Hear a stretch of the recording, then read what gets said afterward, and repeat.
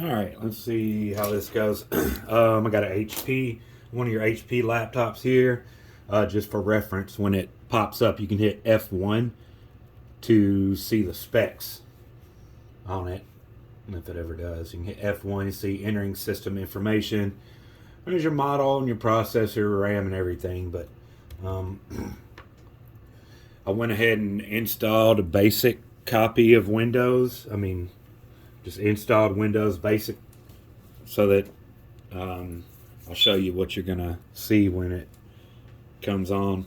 Um, well, some of them are already. Some of them might have a little be further along in the setup process. Um, I think this one is. I think it's going all the way to the desktop, which is good. The other ones, they'll pop up with the Windows installation, ask questions, just basic stuff, username, time zone, stuff like that before it gets to the desktop. Thankfully, this one's already loaded to the desktop, so, and this one already has, it's got a couple things done on it, but, it's the flash drive I set up for you. I'm gonna I don't know how good you can see, but I don't know. Should be good enough. This flash drive I set up for you. It's got Windows and everything on it, but you shouldn't need that unless I'm putting Windows on them, so it should be good to go. Open the flash drive. Everything else is Windows files except this folder. It says AAA setup. Like AAA setup. I'm going to. Can I zoom in some? This whole thing's probably going to fall. Maybe that'll be good. I just name it that. I don't know, with the three A's, just so it'll always stay at the top. There's not much in here for you. Start off. First thing when you get to the desktop, you can just go ahead and grab all three of these files and just open them. Open them all. Each one is going to ask for permission. There's a driver booster, which will fail because it's already installed on here, which will update the drivers for you. And this one's called Nanite, however it's pronounced. But what it does is installs a software package, Firefox, Chrome, just different things that are handy. And that's all you got to do is open it, give it permission, and it'll run through and install all those programs. And the third thing is the uninstaller program. It just helps you to uninstall programs, and it removes any trace of that program that you're uninstalling, which comes into play when activating it. So yeah, you're going to install those three things. I'm going to close this since it's already on there. But once they're done installing, I'd open Driver Booster and run it. Zoom back out a little bit. The other things, let's see.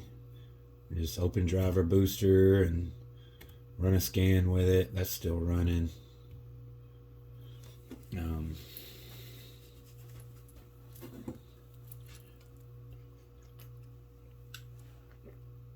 50%, 60, 70.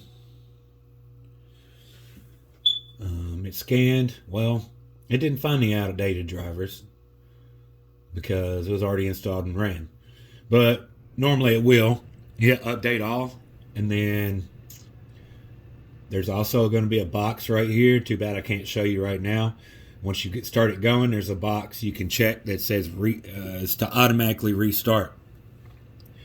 So once it's done updating those drivers, it'll automatically restart the computer. And it restarts and comes back up. I'd run Driver Booster one more time. It might find one or two more things.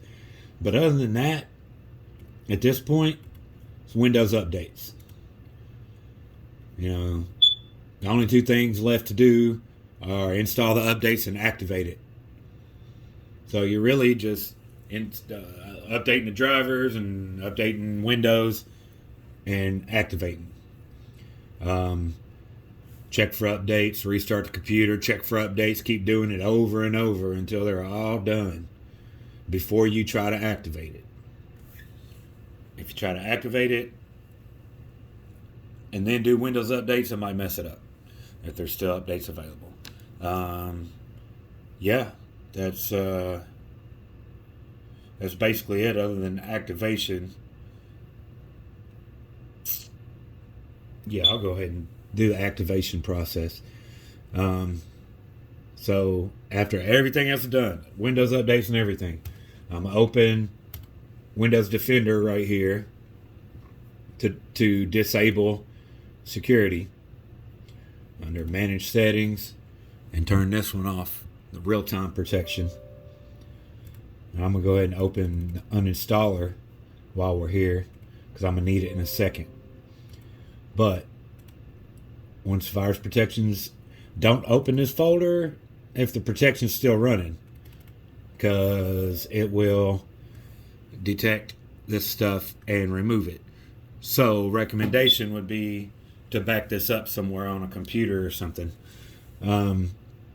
But you can see I just ran that KM Spyco program or whatever, and it's pretty quick.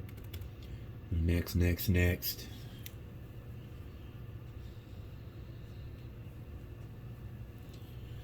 Just finishing that. And that's what the uninstaller program is open for, because as soon as this is done installing, we're going to uninstall it. But it does leave behind the activation when you remove it. So now it's on this list on this uninstaller program. So I'm going to uninstall it. I'll check that box off. It'll automatically remove all the extra stuff. And it takes a minute. It opens a folder while it's doing it, which you can just leave open because you will need it.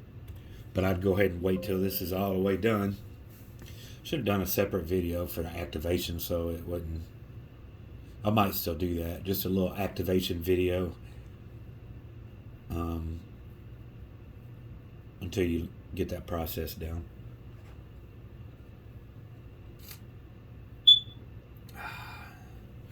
Yeah, it's going back and removing all the leftovers.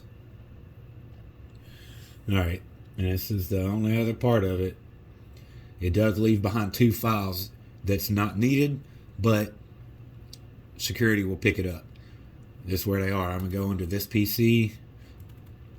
I'm going to the local disk and Windows. I'm going to scroll all the way down to the bottom. And it's these two that start with S. SECOH something, but those 2 files, I'll just delete them. I'll go ahead and remove them from the recycle bin, and that's it. She's done. Little things like I like to remove this this search bar just to give more space down here. I like to get rid of Firefox, unpin driver booster when I'm done with it. Anything else is extra pinned down here, I like to get rid of it. I like to move Chrome down here first, right here. Oh, you can't see the bottom, but I put it down here so that just to encourage them to use that instead of, you can even unpin this if you want. Just encourage them to use Chrome. But yep.